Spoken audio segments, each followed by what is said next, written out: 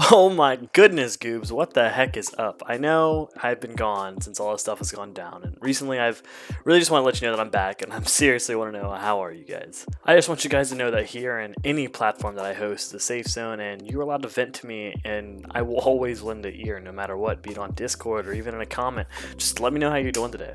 I do, however, want to bring up I have a ton of new content coming to you, and I even have a brand new series in the making, and you know what? Kind of starts right now.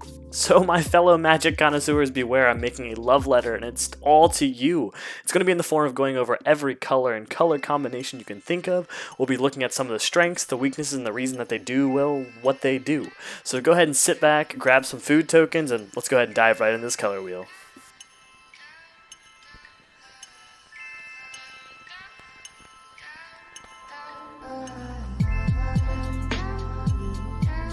So let's talk about white.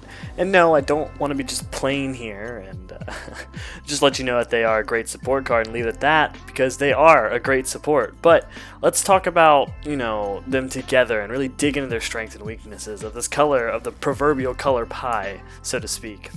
To learn about white, we must learn about what the color white represents and what its governing bodies in the multiverse. White is the color of order, light, and healing, while white creatures lay down the law and enforce it.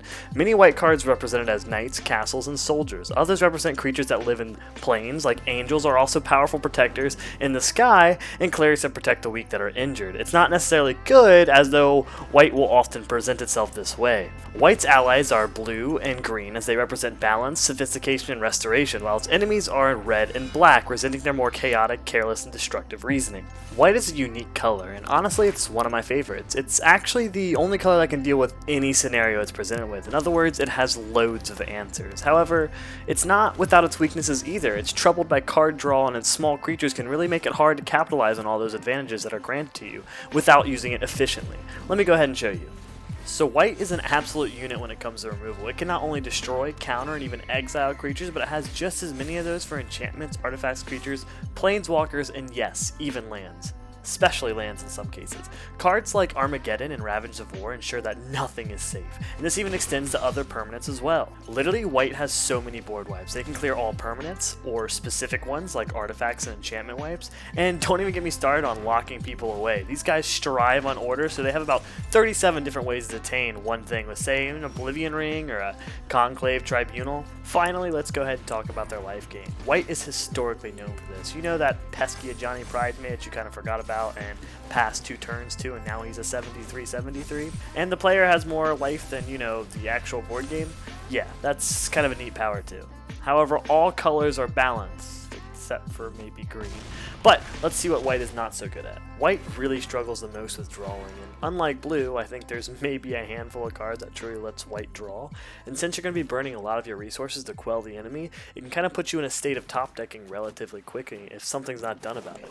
And white creatures are not the strongest. Apart from arguably costly angels, they all have strong flying units, but outside of that, you see very few cards that get past 3 power, meaning that you really have to make the most of what your advantages are. So what do we know about white so far? So we know its strength, it's the king or queen of removal. It has lots of answers, it's useful flying creatures, and it has life gain. Its weaknesses, however, are no draw, generally weak creatures, and the risk of getting stuck top decking.